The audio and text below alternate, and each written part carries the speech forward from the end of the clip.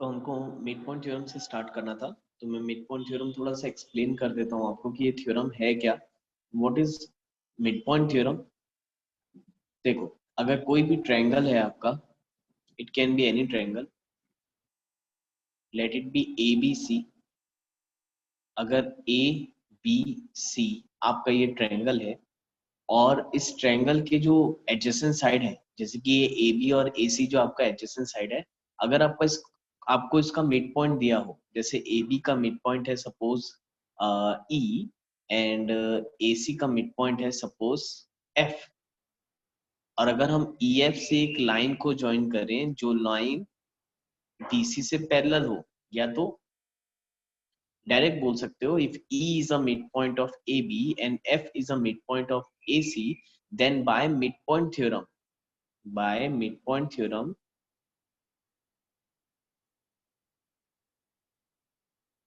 हमको दो कंक्लूजन मिलता है।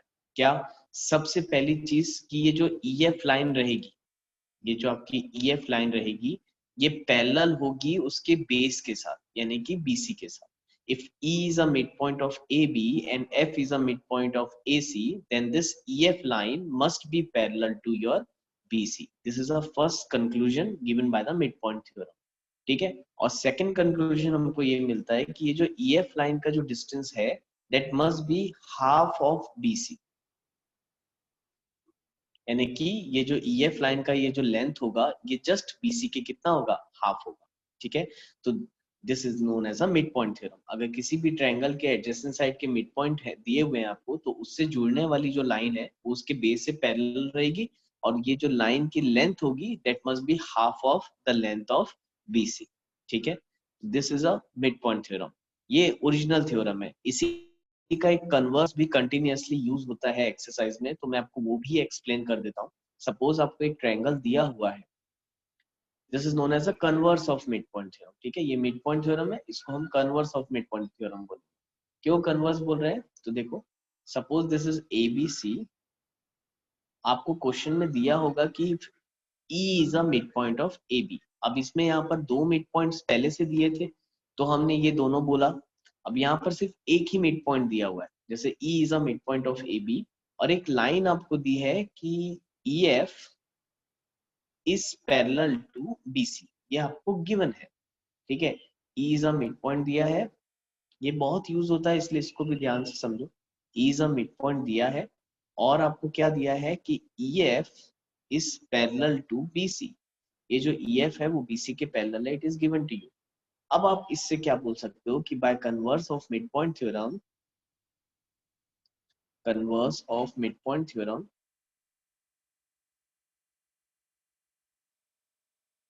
Right, by converse of mid point theorem आप डायरेक्टली बोल सकते हो कि F must also be the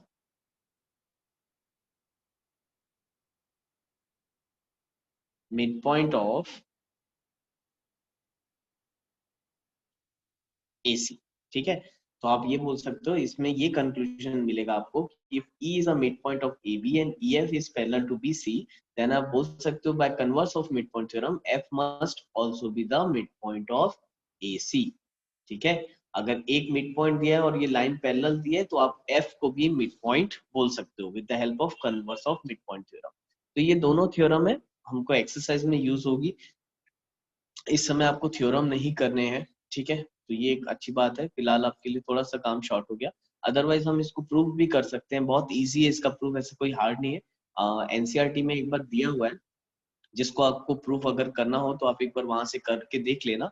ठीक है, कोई डाउट होगा तो ऑनलाइन क्लासेस में यू कैन आस्क। ठीक है, चलो फिलहाल हम एक्सरसाइज में मूव करते हैं, कैसे मिड पॉइंट थ्योरम का हम यूज करेंगे। एक्सरसाइज में आ जाओ। इजी है, ज्यादा हार्ड नहीं है, बस आपको इसमें लिखना पड़ता है। जैसे क्वेश्चन नंबर 1 में आपको एक्सप्लेन करता हूँ, एक्सरसाइज 8.2 क्वेश्चन नंबर 1। तो देखो, डायग्राम आप बनाओगे, अपन रीड करते हैं question. A B C D is a quadrilateral. ठीक है, ए बी सी डी आपको क्वाड्रेटरल दिया हुआ है, in which P Q R and S, P Q R S are the mid पॉइंट्स। ठीक है, पी क्यू आर एस मिड पॉइंट्स दिया है of side A B, B C, C D and D A. ठीक है, पी क्यू आर एस ये मिड पॉइंट्स दिया है ए बी, BC, CD और DA का। AC is the diagonal, AC आपको डायगोनल भी दिया हुआ है। शो डेट, सबसे पहला शो करना है आपको SR is parallel to AC, यानी ये जो SR है ये AC के पैरेलल है, ये प्रूफ करना है। And is SR is must be half of this AC, ये भी आपको प्रूफ करना है, ठीक है।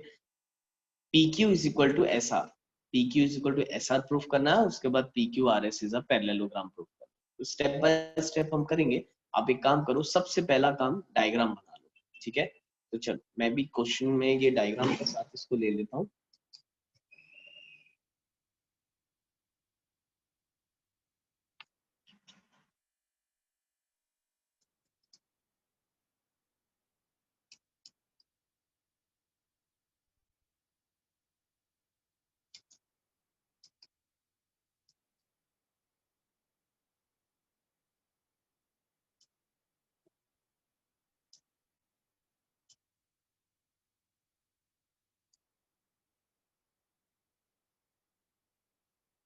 चलो अब हम बनाएंगे।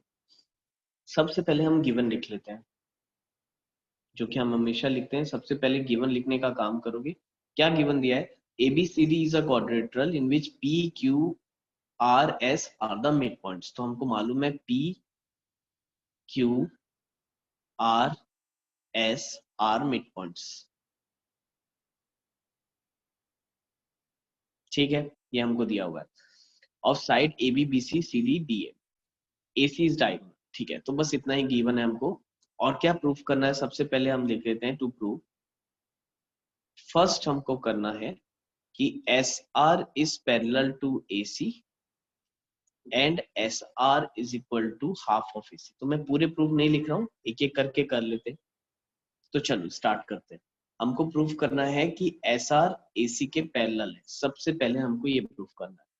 तो अब देखो, अगर हमको मिड पॉइंट थ्योरम यूज करना है और हमको प्रूफ करना है कि SR AC के पैरेलल है, तो कौन सा ट्रायंगल लेना पड़ेगा? ऑफ कोर्स हमको ये वाला ट्रायंगल लेना पड़ेगा, राइट। यानी हम स्टार्ट करते हैं solution. In triangle, in triangle ADC, अगर मैं ADC ट्रायंगल लूं, तो अब आप बताओ ADC ट्रायंगल में S और R मिड पॉइंट है, हमको ऑलरेडी दिया था PQRS R mid points, right. तो इन ट्रायंगल ADC हम लिखेंगे S and R are mid points of side AD and DC respectively, right? S and R are the midpoints of side AD and DC respectively. Therefore, क्या हम बोल सकते हैं? By midpoint theorem,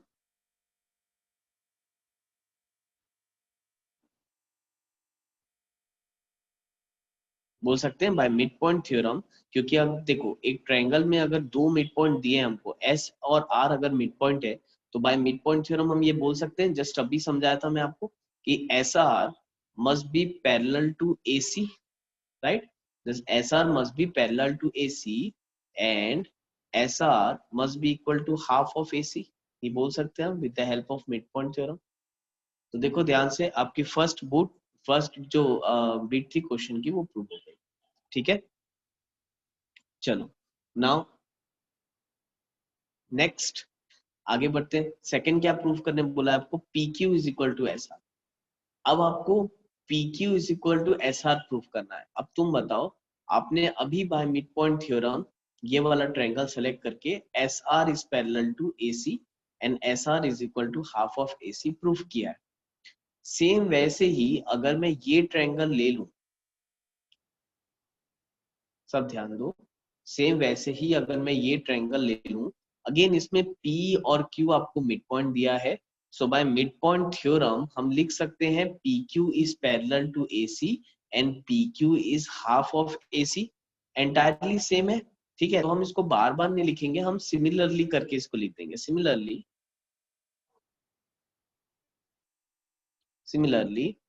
आप इसको लिख सकते हो कि PQ is parallel to AC and ऐसा लिख देना similarly by mid point theorem, कम से कम इतना स्टेटमेंट लिख देते हैं बाय मिड पॉइंट थ्योरम, ठीक है। PQ is parallel to AC and PQ must be equal to half of AC। तो ये हमने सिमिलरली करके डायरेक्ट बता दिया, ठीक है। अब ध्यान से आप यहाँ पर कंपेयर करो, दोनों को कंपेयर करके देखो, ठीक है। SR is half of AC और PQ is also half of AC। SR भी AC का हाफ है और PQ भी AC का हाफ है, तो क्या ये दोनों सेम हो गए?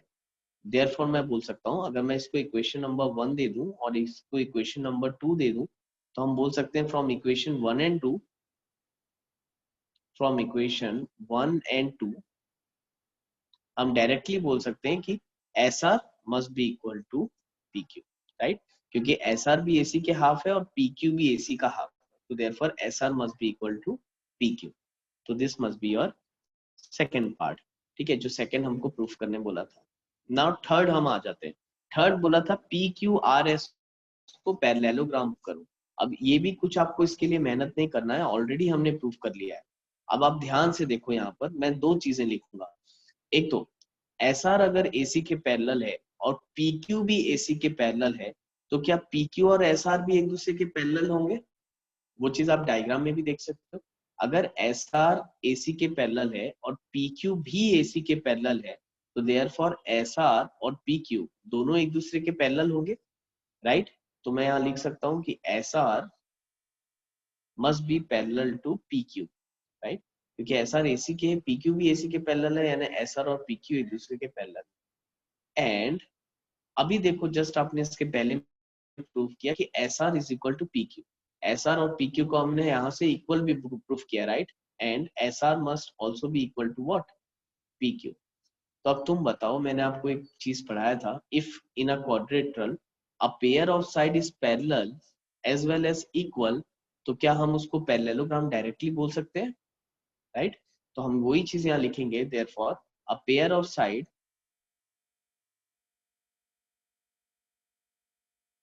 is equal as well as parallel, therefore PQRS is a parallelogram, right. तो ये हो गया आपका तीनों बिट प्रूव हो गया, राइट। तो वीडियो को पॉज करके आराम से इसको आप लोग नोट डाउन कर लो, ठीक है, और फिर हम आगे बढ़ेंगे।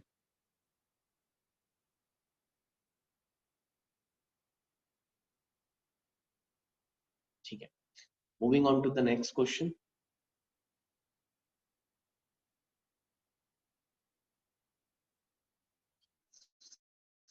क्या है? ABCD is a rhombus. PQRS are the midpoints of the side AB, BC, CD, and DA respectively. Show that the quadrilateral PQRS is a rectangle. Now, I am giving this question as a homework क्योंकि मैं ये बता देता हूँ आपको, rhombus proof करना है, इसमें rectangle प्रूफ करना है, तो आप लोग ये बना के आना, ठीक है। मैं आपको थर्ड एक्सप्लेन कर देता हूँ क्योंकि ऑलमोस्ट एक दूसरे से रिलेटेड है। Second one is your homework.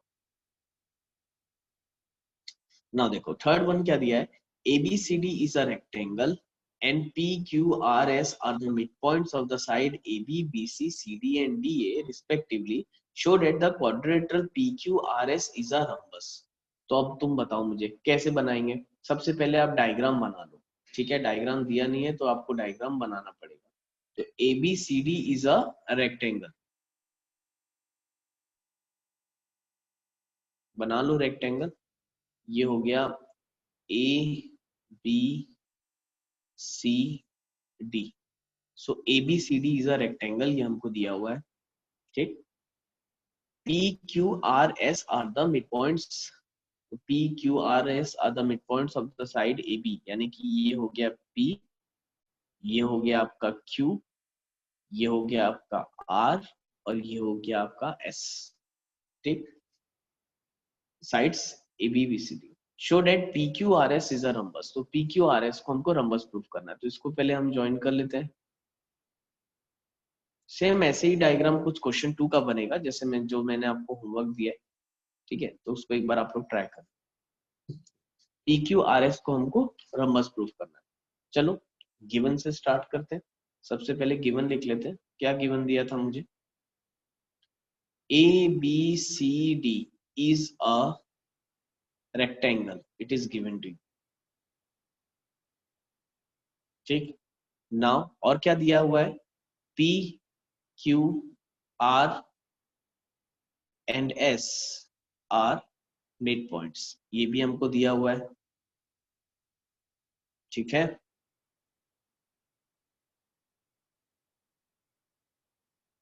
Now what we have to prove,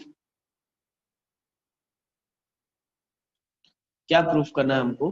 PQRS is a rhombus, ये प्रूफ करना।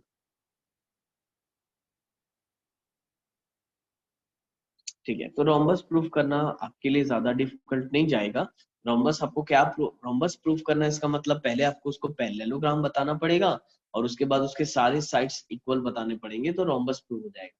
तो वीडियो को पॉज करके एक बार आप खुद ट्राई करके देखो, अदरवाइज मैं फिर कंटिन्यू कर रहा हूँ ना। चलो देखो, सबसे पहले ABCD हमको रेक्टेंगल दिया है।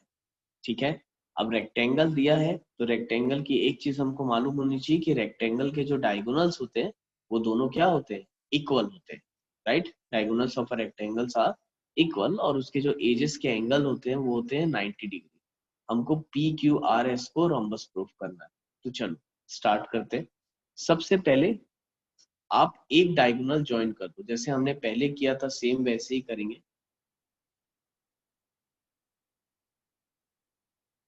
मैं AC को ज्वाइन कर लेता हूँ, जैसा हमने फर्स्ट क्वेश्चन किया था एज इट इज। हमको फिलहाल वहां तक तो एज इट इज सेम जाना पड़ेगा। ठीक है, अब देखो इसके लिए मैं जल्दी जल्दी सॉल्व करता हूँ इसको, सॉल्यूशन। तो हम लिखेंगे यहाँ पर कि इन ट्रायंगल, अगेन ट्रायंगल में ADC ले लेता हूँ। इन triangle ADC S and R are midpoints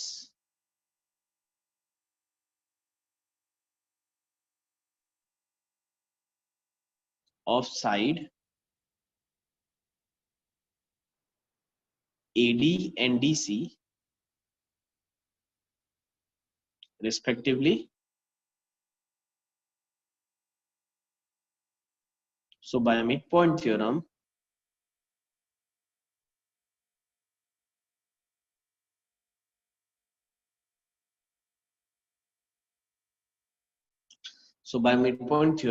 आप बोल सकते हो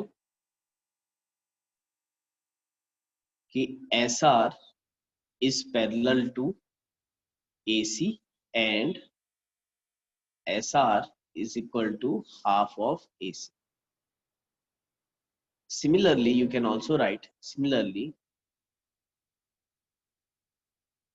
PQ is parallel to AC and PQ is equal to half of AC। ये मैंने आपको फर्स्ट क्वेश्चन में यहाँ तक एज इट इज समझाया था।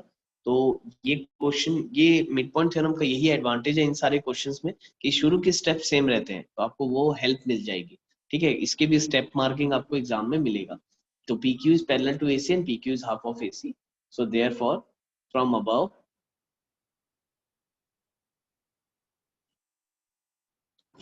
we can say that कि PQ must be equal to SR and PQ must be parallel to SR. So therefore a pair of side, ये लिखना पड़ेगा आपको, है ना, ये थ्योरम में pair of side is equal as well as parallel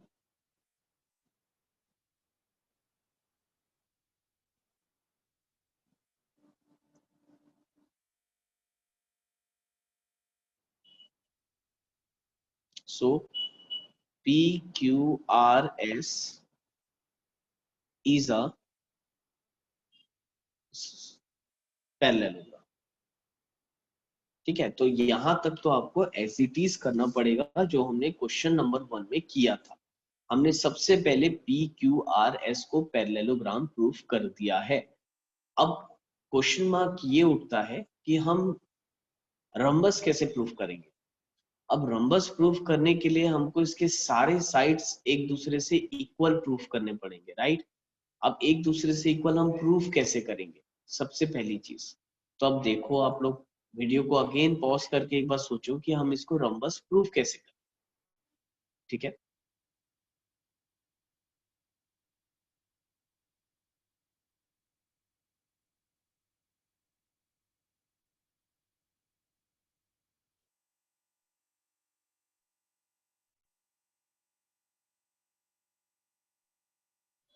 तो चलो, होपफुली आपने ट्राई किया होगा। अब PQRS को हमको रंबस प्रूफ करना है। अब रंबस प्रूफ करने के लिए हम एक ये भी चीज कर सकते हैं कि अगर उसके डायगोनल्स एक दूसरे से 90 डिग्री पे बाइसेक्ट करें तो भी हम उसको रंबस बोल सकते हैं। तो ये भी एक मेथोडोलॉजी है करने की, ठीक है? और या तो आप ये बता सकते हो कि सारी साइड्स उसके आपके इक्वल होंगे तो वो रंबस होगा, ठीक है? इन सिंपल मैनर सारी साइड्स अगर इक्वल होंगे तो वो रंबस होगा। तब प्रूफ कैसे करेंगे कि वो रंबस है, ठीक है? इसके लिए हमको क्या करना पड़ेगा? तो आप लोग देखो, बहुत सारे मेथड है, मैं आपको एक शॉर्टकट मेथड भी बताता हूँ इसमें करने का। अब देखो, आपको रेक्टेंगल ऑलरेडी दिया हुआ था, राइट? आपको ये ऑलरेडी एक रेक्टेंगल दिया है और ये आपको पैरेललोग्राम दिया है। अब रेक्टेंगल और पैरेललोग्राम के बेसिस पे आप कैसे इसको रंबस बताओगे? आइदर यू कैन बोलना चाहिए कि सारे साइड्स इक्वल दिखा दो या डायगोनल्स ज्वाइन करके उसको बाइसेक्ट करके दिखा दो, ठीक है? लेकिन करेंगे कैसे, ये इंपॉर्टेंट है। तो अब देखो, ये सारे आपको 90 डिग्री दिए हुए हैं। अगर रेक्टेंगल है तो ऑफ कोर्स ये जो एंगल्स हैं आपके, जो एजेस के एंगल हैं, ये आपके 90 डिग्री होंगे, राइट? बट ऑब्वियस है कि ये 90 डिग्री होंगे। तो अब हम करते क्या है, हम कोई भी एडजेसेंट दो ट्रायंगल आप ले लो, कोई भी एडजेसेंट दो ट्रायंगल आप ले लो। अगर मैं ये दोनों एडजेसेंट ट्रायंगल ले लूं, ठीक है, मान के चलो मैं एक ट्रायंगल ले ले रहा हूँ QCR और एक ट्रायंगल ले ले रहा हूँ PBQ। अगर मैं ये दोनों ट्रायंगल दे दूं तो आप देखोगे ध्यान से तो ये दोनों आपको एक राइट एंगल ट्रायंगल के टाइप दिख रहा होगा, राइट? एक है RCQ और एक है PBQ। अब देखो इसमें ध्यान से देखना डायग्राम को, अगर Q मिड पॉइंट दिया हुआ है, if Q is a midpoint of BC, then this QC must be equal to this QB। क्योंकि अगर ये मिड पॉइंट है तो ये दोनों साइड तो हमको इक्वल मिल गए, that QC must be equal to QB। this is equal। Again क्योंकि ये रेक्टेंगल था, अपोजिट साइड्स इक्वल थे, ये R मिड पॉइंट DC का है और ये जो P मिड पॉइंट AB का है, तो of course this RC must be equal to this PB होना चाहिए। क्योंकि रेक्टेंगल है, अपोजिट साइड इक्वल है, तो यहाँ ये साइड RC और ये PB इक्वल होना चाहिए। और देखो ये एंगल 90 डिग्री, तो अगर मैं ये दोनों ट्रायंगल को कॉन्ग्रुएंट प्रूफ कर दूं bye side angle side, side angle side से, अगर मैं ये दोनों ट्रायंगल को कॉन्ग्रुएंट प्रूफ कर दूं, तो क्या मैं बोल सकता हूँ PQ must be equal to QR by CPCT, right? PQ must be equal to QR। और एक बार PQ और QR इक्वल हो गया तो देयरफॉर PQRS को आप नंबर्स बोल सकते हो, राइट? क्योंकि एडजेसेंट साइड इक्वल हो गए तो सारे साइड इक्वल हो जाएंगे। तो एज सिंपल एज दैट। तो आप कॉन्ग्रुएंसी का भी यूज कर सकते हो। मोर इवन डेट, आप इसको दूसरे वे में भी बना सकते हो, ठीक है? आप इसको यहाँ से दोनों डायगोनल ज्वाइन करो। फिर एक और मेथड है कि उसको हम पैरेललोग्राम प्रूफ करके भी बनाते हैं। तो फिलहाल मैं अभी आपको वो नहीं बता रहा हूँ, मैं आपको ये सिंपल मेथड बता रहा हूँ, ठीक है, कॉन्ग्रुएंसी वाला। चलो करेंगे नाउ। सबसे पहले आप ट्रायंगल ले लो, जो जो ट्रायंगल मैंने आपको वहां बताया। In triangle RCQ and triangle PBQ। अगर मैं RCQ ले लूं और मैं PBQ दोनों ट्रायंगल ले लूं, तो अब मैं डायरेक्ट लिख देता हूं, आपको समझाया जस्ट अभी। RC must be equal to PB, right? अब RC is equal to PB आप डायरेक्टली यहाँ गिवन लिख सकते हो, कोई प्रॉब्लम नहीं है। या आप अगर मोर एलोबरेटली लिखना चाहते हो तो आप लिख देना R and P are the mid points of the side DC and AB respective, ठीक है? मैंने सिंपल गिवन लिख दिया। अगेन आप यहाँ लिख सकते हो CQ must be equal to QB। यहाँ मैं लिख देता हूँ because Q is a mid point of CB, राइट? और हम ये बता सकते हैं कि angle B must be equal to angle C 90 degree each. तो डायग्राम में ध्यान से देखो, तो by side angle side we can say that triangle RCQ is congruent to triangle PBQ by SAS rule। और एक बार दोनों congruent प्रूफ हो गया तो आप therefore बोल सकते हो PQ must be equal to RQ by CPC, sorry CPC। अब देखो एक बार PQ और RQ इक्वल प्रूफ हो गया ना, तो PQRS को हम पहले ही पैरेललोग्राम प्रूफ कर चुके थे, और अगर एडजेसेंट साइड को हमने इक्वल बता दिया तो आप डायरेक्टली बोल सकते हो therefore PQ must be equal to QR must be equal to RS must be equal to PS। Therefore PQRS is a rhombus। Parallelogram having all the sides are equal is known as a rhombus। तो इतना था ये question, ठीक है। तो hopefully आप लोग को ये समझ में आया होगा क्वेश्चन। अच्छा क्वेश्चन है, सेक्शन डी में आने लायक है 4 मार्क का कम से कम। चलो इससे रिलेटेड देखते हैं, अगर नेक्स्ट क्वेश्चन होगा तो I will give you homework for it, है ना। सेकंड एक बार सेकंड इजी आपसे बन जाना चाहिए होपफुली। थर्ड मैंने अभी जस्ट आपको बताया। फोर्थ क्वेश्चन आप लोग एक बार ट्राई करके आओगे, ठीक है। नहीं बनेगा तो फोर्थ टाइम हम यहीं से कंटिन्यू। तो चलो आज के लिए इतने करते हैं। Thank you class.